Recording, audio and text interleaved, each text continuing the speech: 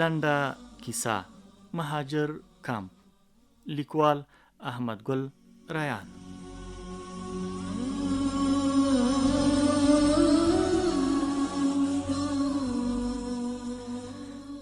نږدې یوه اونۍ وشوه چې د تورخم مهاجر کمپ کې یو.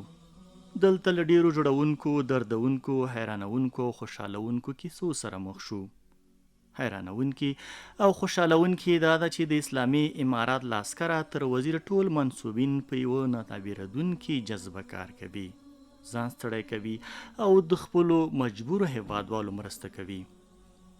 او خواودونکي کیسې نو د اجباري راستنه شو مهاجرونو دي چې تر کمپ را رسیږي نو ښه ستړیږي او زهیریږي. دا د بلې ورځې کیسه ده. مهاجر کمپ کې مې لومړۍ ورځ وه.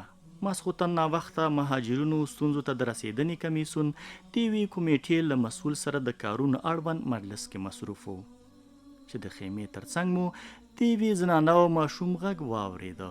د کمیټې د مسؤل محافظینو ورسره سوال ځواب کاوه. د کومه ځایه راغلي یاست؟ خیمه مو چیرته ده؟ ولې مو ځان نه دی ثبت کړی؟ او د مجلس ګډونوال متوجه شول. د کمیټې مسؤل نارامه شو او په محافظینو یې غږ کړل چې ماشوم خیمې ته دننه راولي او مور یې یوې خواته انتظار کړي. د دې خبرې سره خپله ولاړ شو. د خیمې پرده یې پورته کړه، ماشوم یې له لاسه ونیو او د خیمې منځ کې ورسره کېناست. خیمه مو چیرته ده؟ ماشوم ځواب ورکړ، هلته کوزه خوړ ته نږدې. کله راغلی یاست؟ نن ناوخته راورسېدو، خو نابلده یو، یوازې خیمه مو پیدا کړه او نور ټول کار مو پاتې دی. اوس یو چا ستاسې خیمې ته راولېږلم. ښه، له کومه ځایه راغلی؟ له ګوجرانوالۍ. د دې لپاره چې حق یې حقدار ته رسولی وي او یا یې د حقدار حق بل چاته نه وي ورکړی. د کمیټې مسؤل خپل ټول ذهن راټول او څو لفظونه ټوټه پوټه اردو یې ورسره وویله او ماشوم په روانه اردو ژبه ځوابونه ورکړل. د کمیټې مسؤل موږ ته وکتل، سترګو کې ښکارېده چې ماتې ومنله، ویې خندل او بیرته یې په پښتو ژبه ورسره سوال ځواب پیل کړ. ماشوم د غریب یو بې څوکه کورنۍ ښکارېده، خو بیدار او زړور و. کیسه یې وکړه، موږ ګوجرانواله کې اوسېدو. مور او 2 نور کوچنیان ورونه لرم. ما خپله بل چا سره مزدوري کوله او د سهار ماښام ډوډۍ مو پیدا کوله. پلار مې کلونه پخوا بل واده وکړ او موږ یې پرېښي وو. هغوی اوس هم پاکستان کې اوسېږي او زموږ کور ته پولیس راغلل او له کوره یې په زور ویستلو. د دې خبرو په اورېدو مې رګونو کې یخې اوبه لر بر تېرې شوې.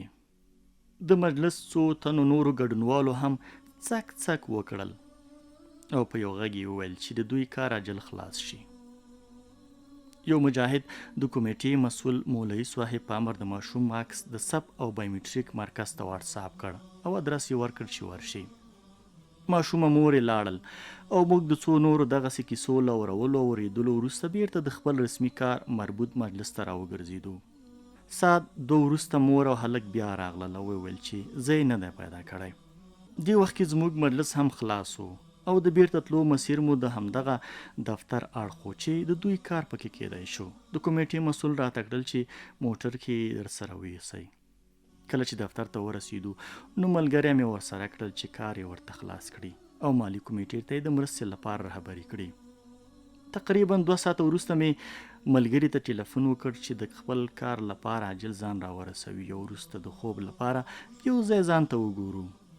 هغه راته کړل چې زه دې ماشوم سره اوس هم یم او تر هغو به ورسره یم چې کار یې خلاص شوی نه وي.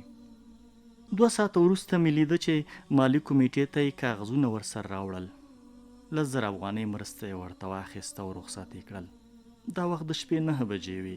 زما ملګري ته یې لاره کې نورې کیسې هم کړې وې او هغه ورسره داسې منډې وهلې لکه څوک چې خپل کشر ورور ته کار کوي.